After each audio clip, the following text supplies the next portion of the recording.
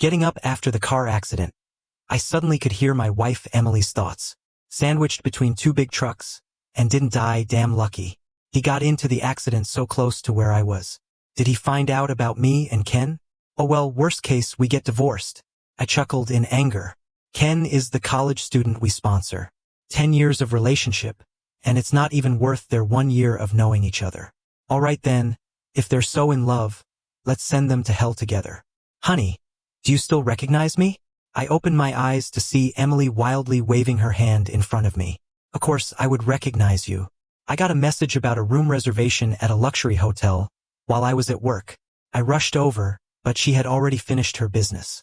She looked so full of life, linking arms with a young man walking out of the hotel. On closer look, that young man was Ken, the student we sponsor, wasn't he?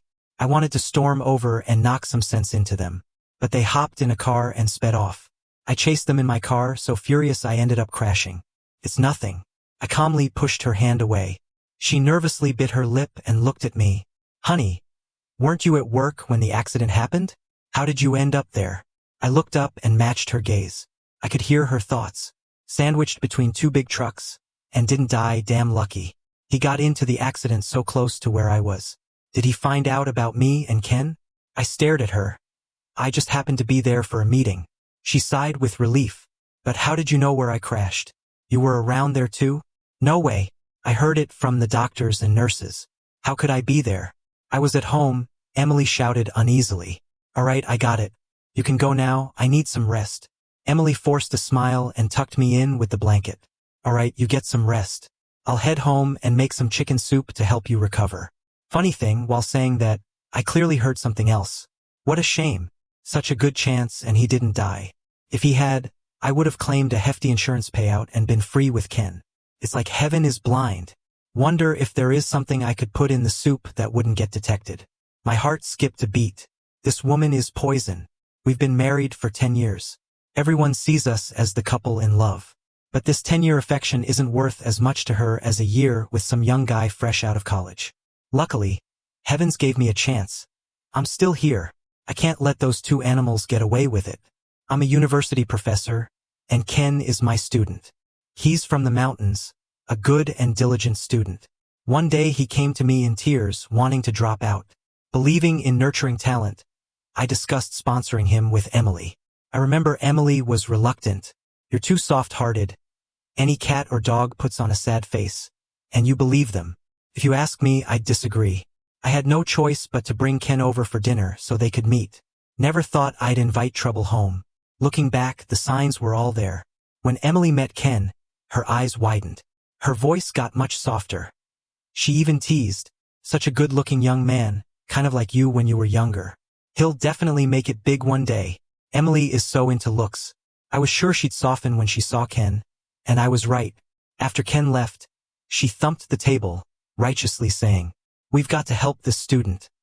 Otherwise, it'd be such a loss." From then, Emily took care of him like a brother, always so concerned about his well-being. I have no idea when they crossed the line. I got lost in thought until a worried male voice interrupted. "Professor, are you all right? Want me to take some time off to look after you?" It was Ken. I glanced at him. Everything he wore and the bag he carried was bought by Emily. Exactly my style when I was young. Even the cross on his neck was something I used to wear. I couldn't believe this Claire of the court situation happened to me. I chuckled softly. "I'm all right. With your mentor taking care of me, I'm much better." A nervous expression flickered across his face. "Yeah, the mentor will take care of you." We chatted a little more. Then, a notification from his phone pulled him away quickly. A few minutes after he left, Emily came bouncing in. The smile she wore screamed that something had just happened. "Why are you so happy?" I blurted out. She paused. "I just asked the doctor. If nothing's wrong with the checkup, you can be discharged this afternoon." Of course, I'm happy. I heard her thoughts. Just kissed Ken on the stairs. That boy really can't hold back. If only Joshua could stay in the hospital forever. Hearing that made me clench my fists. She kept on in her head. Maybe it's time to bite the bullet and get a divorce. With half the money, Ken and I could live like kings. Divorce? That's a pipe dream. I won't let them off so easily. "Emily, are your folks back from their trip? It's been a while since we visited them." Her hand trembled slightly as she poured water. Hesitantly, she replied, "Not yet. If they knew about your accident, they'd definitely come see you." I nodded. Her parents are so traditional and care a lot about appearances. If they found out Emily cheated, they'd be livid. Breaking a limb or cutting ties altogether wouldn't surprise me. They were over the moon when we got married. Boasted to everyone. Our son-in-law is a top university professor. A perfect match for our daughter. But in reality, I was out of her league. She graduated from a second-rate college, and aside from her looks, she couldn't handle any chores. I even hired a housekeeper to pamper her. I'd do anything for her parents, whatever they ask. Recently, I even paid the down payment for her brother's wedding house. To them, I was more valuable than Emily herself. Now, it's uncertain how they'll react when they know she cheated. After the checkup, I was mostly fine. I got discharged from the hospital and made it home just fine. As soon as I walked into the bedroom, I caught a faint whiff of air freshener. I frowned. Emily. No way. Did he actually pick up on another man's scent? I shot a look at her. Babe, was there something or someone in our bedroom? She nervously waved her hand. Of course not. Don't joke around. I sniffed the air again and said, suspiciously, something's definitely up. You're hiding something from me. I looked right at her. She couldn't meet my gaze and clutched her shirt tightly. Oh damn it. Maybe I should just confess. Worst case, I end up with nothing, living freely with Ken. She met my eyes with a look like she was going to sacrifice herself. Joshua, I need to confess something to you. I cut her off. Was it the neighbor's dog again? Smells like dog pee. She blinked in shock and went with it. Yep, the neighbor was out for a few days and asked me to watch their dog. Then I remembered your allergy to dog fur and did a big cleanup and sprayed air freshener. But you still noticed. After saying that, her tense body relaxed. I laughed to myself. She doesn't have the guts to cheat. I can play around with her. That night, she tossed and turned next to me. When I pretended to fall asleep, she sneaked out to the balcony. Since the balcony is a one-way mirror, I quietly followed and overheard her conversation with Ken. Emily, I keep feeling like he knows something. Maybe I should just divorce him, especially since you're almost done with school. Ken, no way. There are millions of graduates now, and for someone like me with no money or connections, it's tough to find a good job. I need Joshua's help. Emily hesitated for a moment. All right, I'll hang in there. I'll subtly poke around and get him to help you find a good job. But you better keep your promise and marry me. Ken, of course you're my first love. I couldn't listen to their sickly sweet nonsense any longer. All right. Cheating on me and wanting me to help him get a job? You think I'm going to be played for a fool? Fine, I'll let them think they've won. The next day, before Emily could even bring it up, I did. Babe, Ken's graduating soon. He should be thinking about his future. Emily was thrilled, jumping right into the conversation. Yes, it's hard for graduates to find jobs these days. We've already been helping him. Let's go all the way and find him a good job. I nodded. All right then, I've got a good opportunity, and you can come along to help decide. Emily looked unsure. Me too? Isn't that unnecessary? I held in my laughter. It's fine, you've got a good eye for people. If you're happy, Ken will be happy. Emily, looking confused, took my arm as we showed up at the private room. When she saw who was inside, she gasped. Clara, when did you get back to the country? Clara is my cousin, who just graduated from college abroad. Clara warmly ran over, taking Emily's hand, and looked at me. Just got in last night, haven't even adjusted to the time difference. And my cousin dragged me here. Said he had to introduce me to someone. Emily frowned, whispering, What introduction? How come you didn't tell me? I raised an eyebrow, just a little surprise, you'll see. Before long, Ken opened the door. Emily sprang up. What are you doing here? Ken looked as confused as we were, because I told him it'd just be us two. The goal was to see how they'd act right under my nose. I smiled, stood up, and placed my hands on Emily's shoulders. Why so surprised? This is a blind date, the main guy's gotta be here. Emily's face went pale, and she slowly sat back down, nervously sipping her tea. I didn't expect you to set Ken up with your cousin. Meanwhile, my cousin was already smitten with Ken's looks, eagerly inviting him to sit next to her. Young folks have a lot to talk about and quickly started exchanging contact info. I noticed Emily next to me was fuming.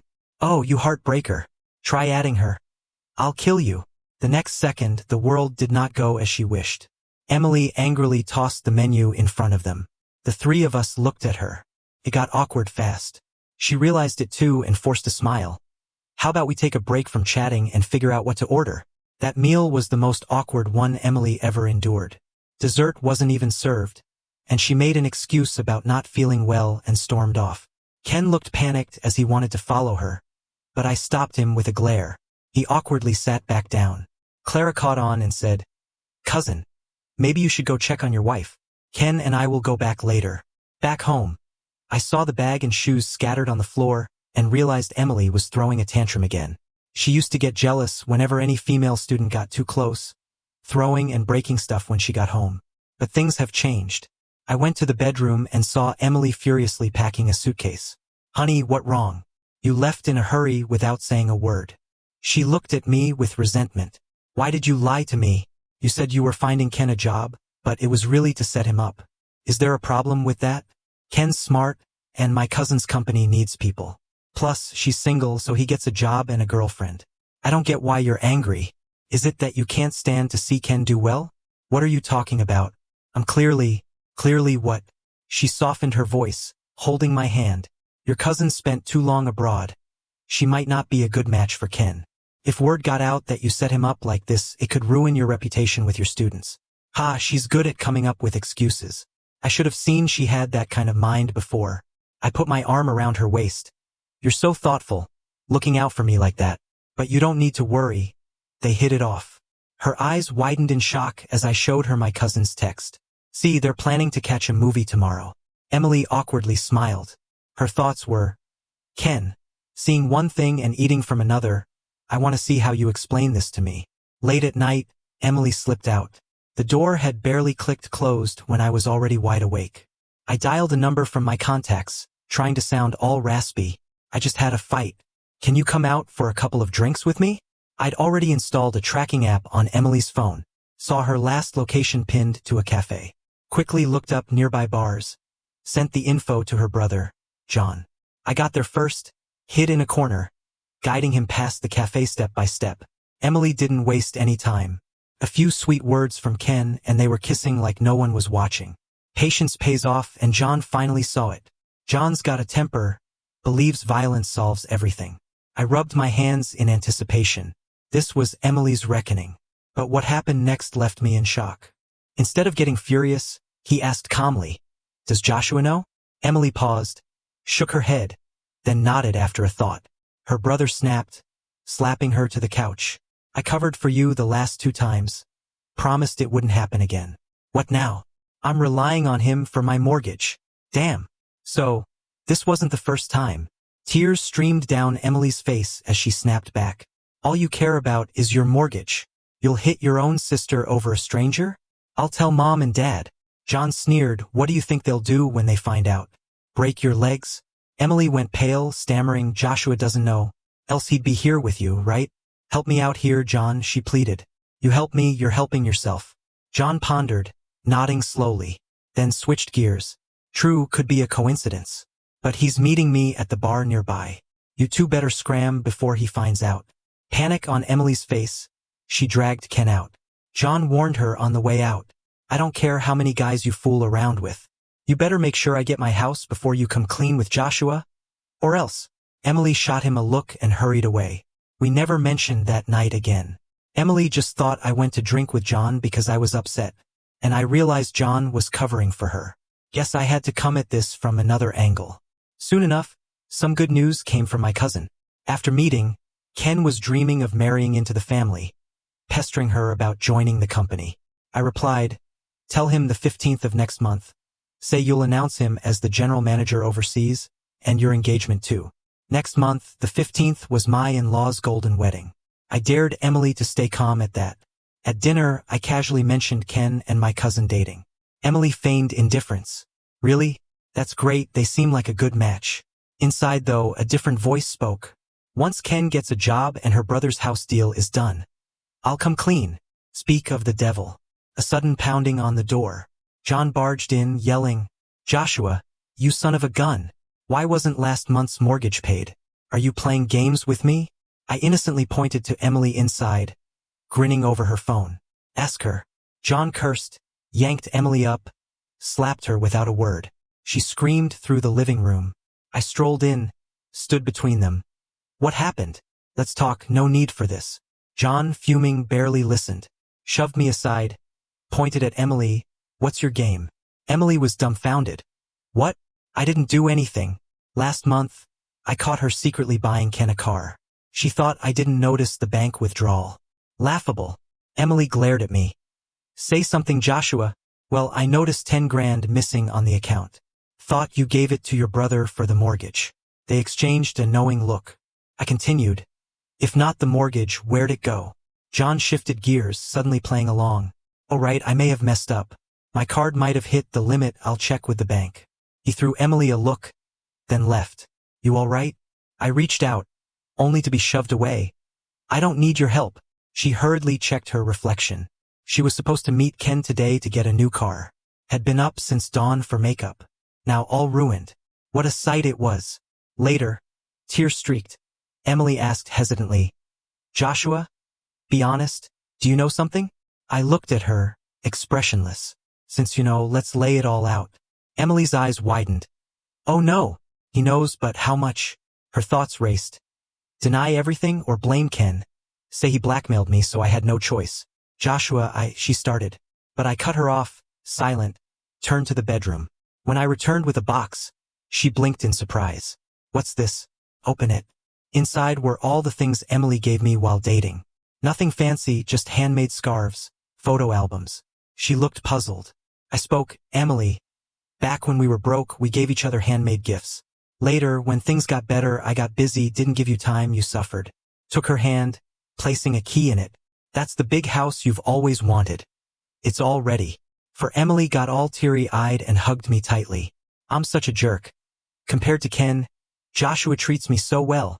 If I were with Ken, who knows when I'd ever live in a mansion like this. That night, Emily wore some sexy nightwear, posing on the bed waiting for me. I pushed the door open and was disgusted by the sight. She sweetly said, Honey, tonight Emily, I've got a student's paper with some problems, so I need to go to school tonight. Her expression turned cold, and she awkwardly pulled her clothes on. All right, we'll make it up another time. I didn't go to school but got a room at a hotel instead. Lying on the bed, I watched the mansion's surveillance feed. Before long, a familiar figure appeared on the screen. Emily came in with a man. She seemed quite pleased with the house, spinning around a few times in the living room before dragging the man onto the sofa. Only then did I get a good look at his face. It wasn't Ken, it was Ken's roommate, Mike. Wow, Emily's got quite the appetite, hitting on just anyone. Mike is the son of our principal and is about to study abroad next month. What's Emily planning? After spending some time together, Emily returned home looking rejuvenated. Honey, next month is Mom and Dad's golden anniversary. What gift are you planning? She asked while fiddling with a cake in the kitchen. I was completely distracted by her and Mike's affair. She nudged me. Honey, what's up with you? I lied, nothing, just work stuff. She suddenly smiled shyly. Honey, you're gonna get good news at work soon. I gave her a suspicious look. Mike promised me last night that he'd ask his dad to give Joshua a promotion as a thank you for the villa. I was shocked, staring wide-eyed. Sleeping your way to the top? Emily, have you been watching too much TV? Emily, what do you mean by that? Acting all mysterious. She kissed me. Don't worry about it. Just remember to get me a gift when you get promoted. Time flew by, and soon it was the in-laws' golden anniversary. I booked the biggest, most luxurious hotel suite for their celebration. Even got a friend who edits to make a photo montage to show on the big screen. Father-in-law and mother-in-law patted my shoulder. Satisfied, you really know how to do things right. I nodded with a smile, though inside I was thinking, I'm a good guy, but your daughter not so much. Emily was busy chatting away with relatives and friends, all of whom complimented her on how well kept she looked. Oh, it's all thanks to my husband, she replied, playing modest. He hired a housekeeper to ease my workload. Her face was beaming with happiness, but that changed quickly. Her cousin walked in with Ken, greeted the in-laws, then suddenly slapped Ken hard. Her cousin was in tears, shouting, What's going on between you and my cousin? Ken was caught off guard. There's nothing between us.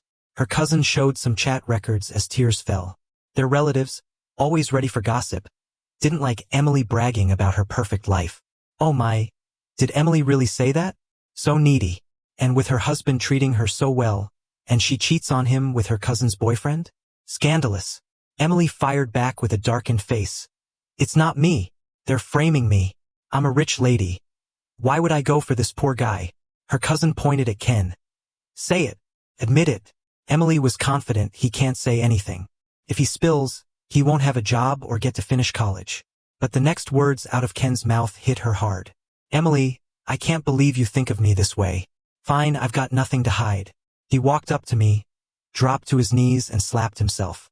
He revealed the affair happened when Emily asked him over to fix the lights during one of my business trips. She then seduced him and took photos. She threatened him with those photos. Sorry, sir. I couldn't resist the temptation. But once I started seeing Clara, I tried to cut ties, but Emily wouldn't let me. Said I was her backup plan.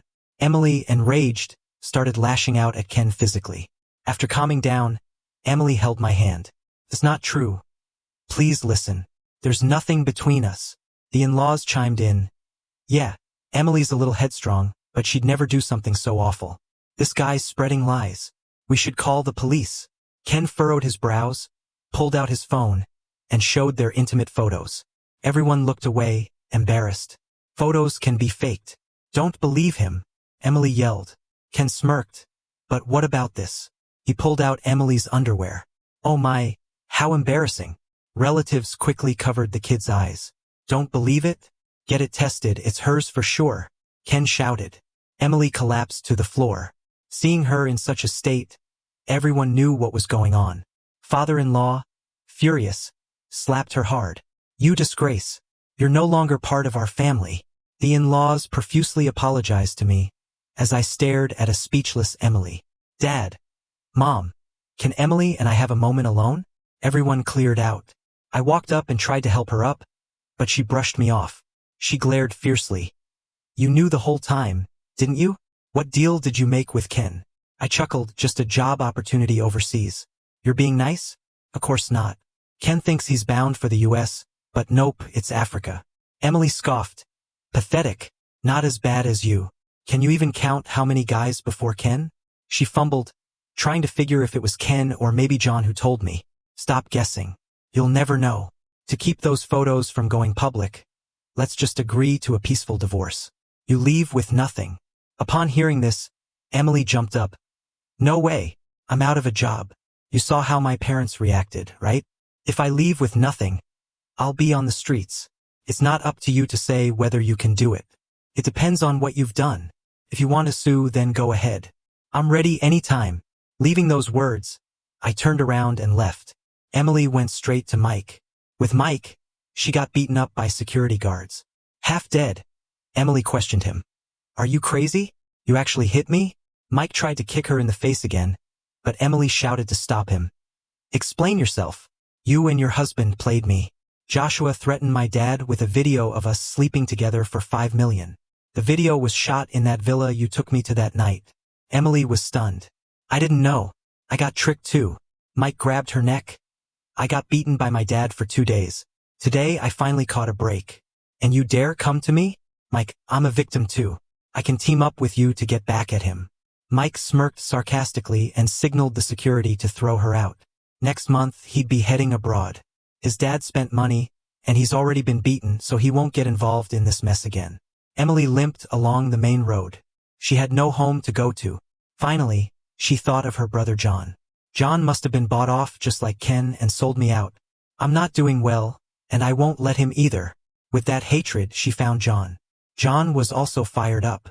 Ever since I confessed about Emily's affair and that I wanted a divorce, John was angry but ultimately knew it was his sister's fault. I slapped a card on the table. Bro, we're family. It's all I can do to help you. The card had 100,000 in it, and the password was written on it. It's just a little help in an emergency. John was a bit surprised, but he accepted it. Just after I left, Emily showed up. Seeing her down and out state, John's anger faded, and he helped her into the living room. What happened to you? Emily glared at him. Did you tell Joshua about my affair? Don't accuse me without proof. Do you think I'd benefit from you two getting divorced? Don't forget, my mortgage was relying on him. Emily paused for a few seconds. Suddenly, she shifted her gaze to the credit card on the table. snatched it up. This is evidence. That's Joshua's handwriting. How much did he give you to sell me out? I'm your own sister. John was speechless. Just then, the doorbell rang. Is it Joshua? Before John could react, Emily ran to open the door. A few intimidating folks were let in. John, spending money on girls, can't even pay back the loan. Upon hearing this, Emily tried to slip away, but they grabbed her like a chick. No money to repay. We'll send this girl abroad and sell her as a bride. Ignoring John's frantic explanation, these guys hauled Emily away. John came to me for help, but by then, I was already traveling abroad to relax. He then went to plead with his in-laws, but all he got was, "We don't have children like you." With no other options, he had to call the police. In the end, John was sentenced to a few years for taking a high-interest loan. As for Emily, after being taken that day, she was so tortured that she had a breakdown and ended up in a psychiatric hospital. You could say she had it coming.